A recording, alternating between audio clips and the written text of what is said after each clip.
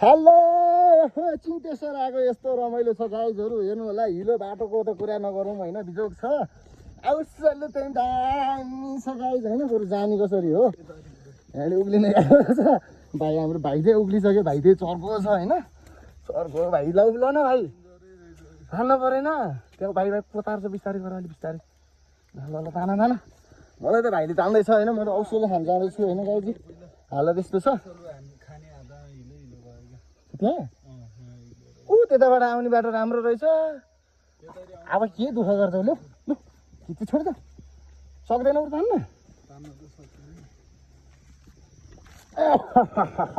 औसेलु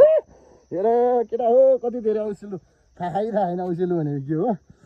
म देखाउँछु है औसेलु भनेको टिप्ने कसरी हो यसरी टिप्ने यसरी टिप्ने यसरी टिप्ने होइन गुलियो भइहाल्छ नि औसेलु पाक्यो गम्मै गम्मै म केलाएर देखाउँछु है केटा हो औसेलु खाने कसरी हो यहाँतिरको मान्छे चिन्तेश्वरको मान्छेले औसेलु चिनाएर हिँड्छन् है गाइजहरू कसैले नि खाँदैन एउटा टिपेको एउटा ऊ पनि छैन क्या यहाँ यसो टिपेको डोब हुन्छ होइन त्यो केही छैन कसैले खाँदैन औसेलु यहाँ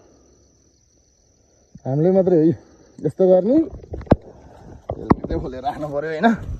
यहीँतिर यसो पल्टिरोस् यहाँ यस्तो गर्ने दामी है यसरी खाने बाटोको हालत चाहिँ यस्तो यस्तो छ यता अलिकति ढलान भएको रहेछ बाटो लास्ट बिजोग छ सकेसम्म चाहिँ यो मिलाएर आउनु होला होइन वेदर हेरेर पानी पऱ्यो भने चाहिँ जानु सकिँदैन यता बस्ने ठाउँ पनि छ कि छैन पनि बिजोग छ होला दामी रहेछ है गाइजहरू औसेलु खाना आउनु होला औसेलु त्यहाँ उता पनि छ है टन्नै छ टिपेर खाइ नसक्नु छ यहाँतिर